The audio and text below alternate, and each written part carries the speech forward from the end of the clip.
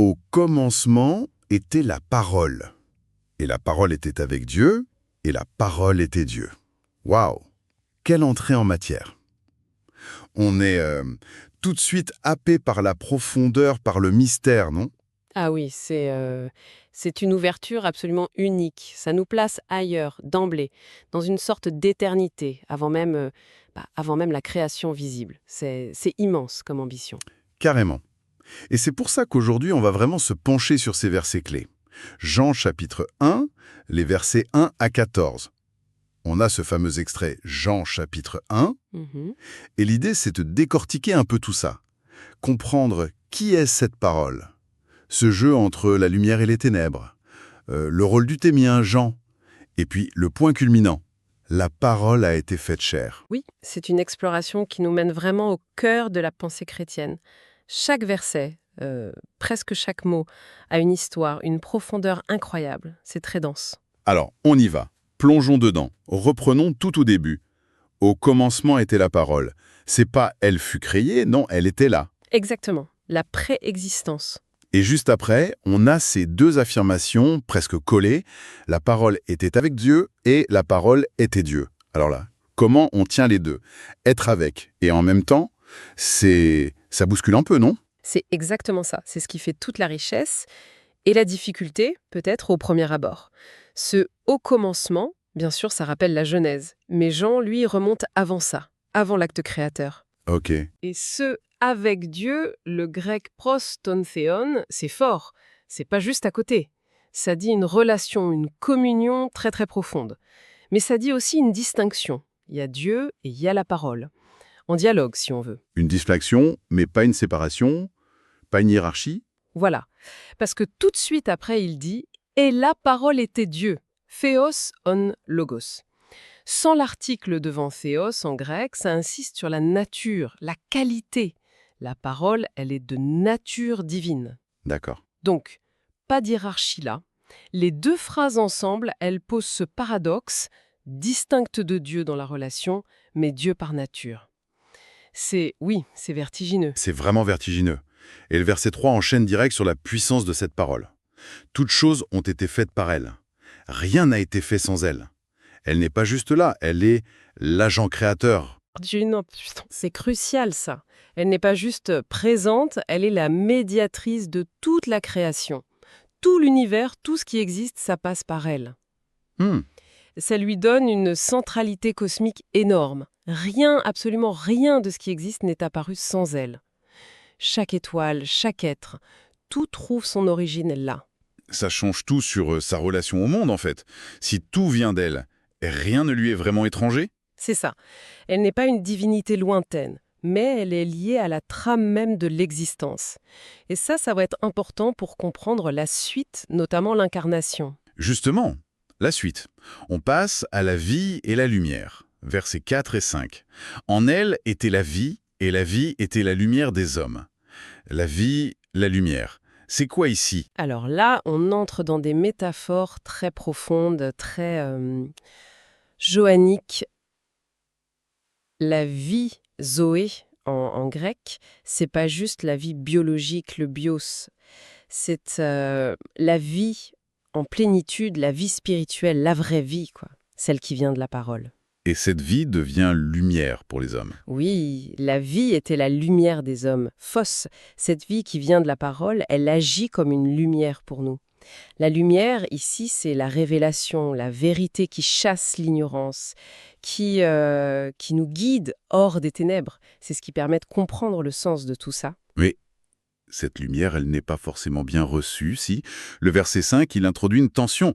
La lumière luit dans les ténèbres, et les ténèbres ne l'ont point reçue. Pas reçue, ça veut dire quoi? Rejetée, pas comprise. Le verbe grec katalambano est très intéressant ici. Il peut vouloir dire comprendre, saisir intellectuellement, mais aussi saisir physiquement, maîtriser, ou même submerger, éteindre. Le texte joue sans doute sur ces sens. Ah oui, oui. Les ténèbres, le mal, l'ignorance, le refus de Dieu, elles n'ont pas compris la lumière. Mais, et c'est important, elles n'ont pas non plus réussi à la maîtriser, à l'éteindre. Donc ce n'est pas juste une ignorance, c'est une sorte de résistance. Mais une résistance qui échoue. C'est ça l'idée. Exactement. Le texte affirme la victoire de la lumière. Elle brille de façon continue, même dans un environnement hostile. Mais cet environnement, les ténèbres, il n'a pas le pouvoir de l'arrêter. La lumière continue. Et ça prépare le drame de sa venue dans le monde. Et pour préparer ça, justement, il y a Jean. Verset 6, « Il y eut un homme envoyé de Dieu. Son nom était Jean. Son rôle est très spécifique, on dirait. » Oui, tout à fait. Le texte insiste. Il vint pour servir de témoin, pour rendre témoignage à la lumière. Il n'est pas là pour lui-même. Toute son identité, c'est sa mission, témoigner de la lumière. D'ailleurs, le verset 8 insiste lourdement, presque. « Il n'était pas la lumière, mais il parut pour rendre témoignage à la lumière. » Pourquoi insister autant? Il y avait un risque de confusion? Oh oui, c'est essentiel. Il faut penser au contexte. Jean-Baptiste, car c'est lui, était une figure très très populaire. Il avait ses disciples. Donc pour l'auteur de l'Évangile, c'était crucial de dire « Attention, Jean est immense, oui, envoyé par Dieu, oui, mais il n'est pas la source. » Il est le projecteur, pas l'ampoule. C'est une bonne image, oui. Il est celui qui pointe vers la lumière. Le doigt, pas la lune. Et son but, c'est juste de pointer. C'est clairement dit, afin que tous crussent par lui. Son témoignage y sert à amener les gens à la foi. Pas la foi en lui, Jean, mais la foi en la véritable lumière qu'il annonce. Il est un passeur. La distinction est fondamentale. Et cette véritable lumière, elle arrive au verset 9. La véritable lumière qui, en venant dans le monde, éclaire tout homme. Tout homme, hein, c'est universel alors. Tout à fait. Le texte souligne qu'elle est la vraie lumière, l'étinone, pas une imitation, et qu'elle est pour tout le monde. Sa venue dans le monde, elle offre une chance d'illumination à chaque être humain, sans exception. C'est une offre radicalement inclusive. Une offre universelle. Qui se prend un mur? C'est là qu'on arrive au paradoxe, à la tragédie des versets 10 et 11. Elle était dans le monde a été fait par elle, et le monde ne l'a point connue. Elle est venue chez les siens, et les siens ne l'ont point reçue. C'est terrible comme constat. Hein. C'est sans doute un des moments les plus sombres du prologue. L'ironie est forte, hein. La parole qui a créé le monde est là, dans sa création, mais le monde, cosmos, ici c'est l'humanité organisée, souvent hostile à Dieu chez Jean, ne l'a pas reconnu. Incognito total. Et le pire, c'est le rejet par les siens. Ça fait très personnel, ça, non? C'est pas juste des inconnus, c'est ceux qui auraient dû savoir. Exactement. Elle est venue chez les siens, eistaïdia, ça peut dire dans sa propre maison, son domaine, et les siens, oidioi, ses propres gens, ne l'ont pas accueillie.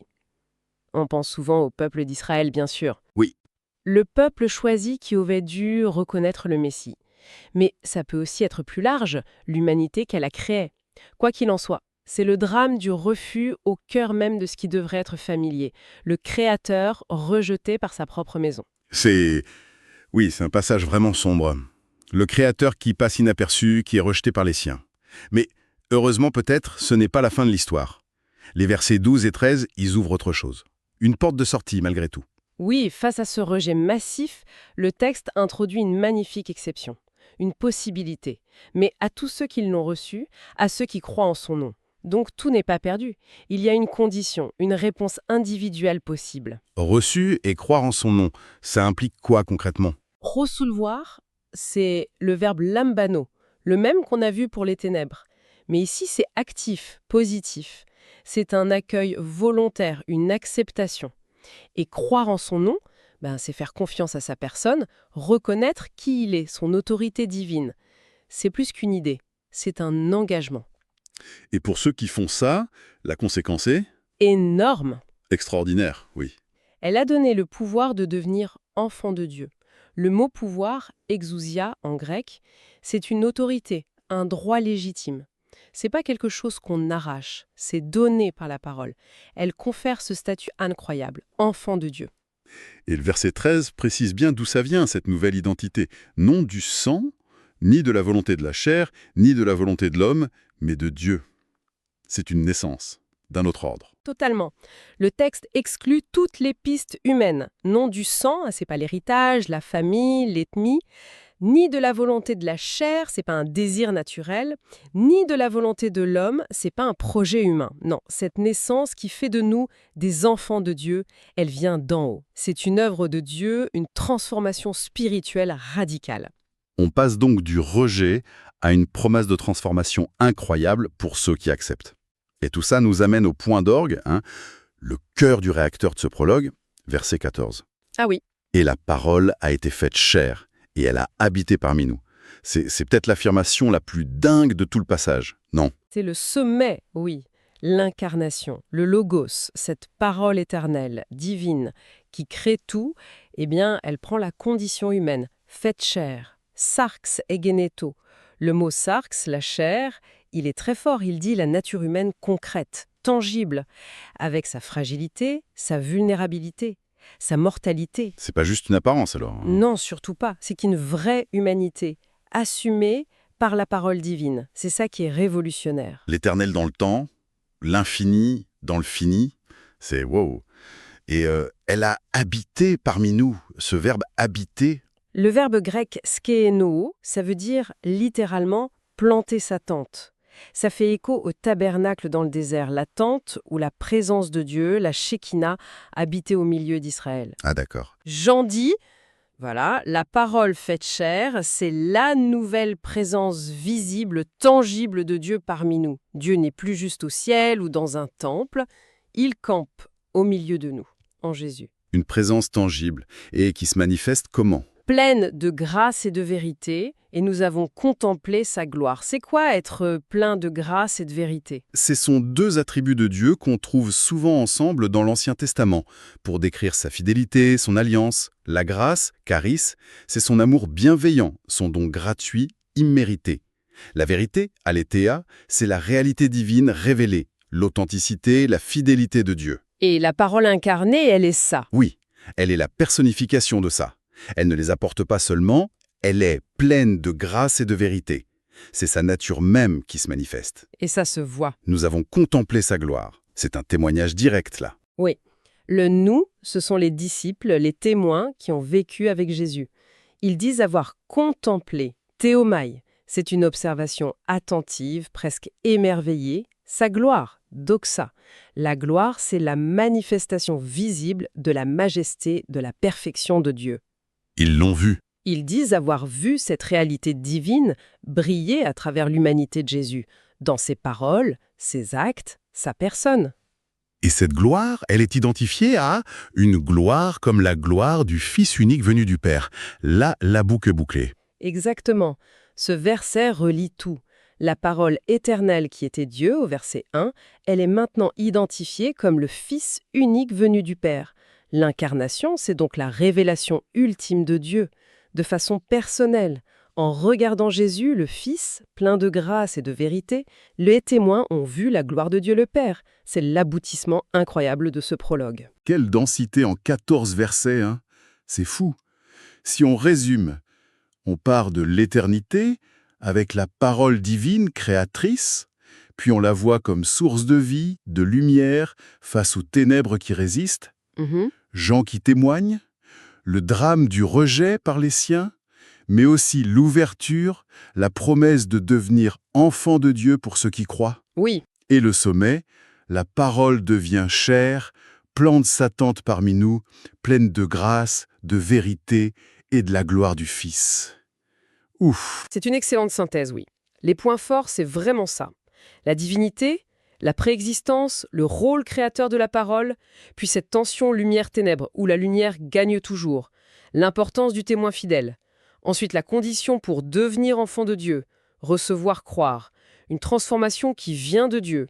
Et enfin, l'incarnation. Dieu devient vraiment humain en Jésus, et c'est là qu'on voit sa gloire, sa grâce, sa vérité. C'est unique au christianisme, ça. C'est une richesse théologique qui donne le vertige, c'est vrai. Et ça nous laisse peut-être avec une question pour la route, non? Le texte dit que devenir enfant de Dieu, c'est lié au fait de recevoir la parole et de croire en son nom. Oui. Alors, si on se base juste sur ces versets qu'on a explorés, qu'est-ce que ça pourrait vouloir dire vraiment recevoir? Qu'est-ce que cette foi engage de si profond pour permettre une transformation aussi radicale? Une nouvelle naissance, venue de Dieu. Qu'est-ce que ça implique, au fond? C'est une piste à creuser, je trouve.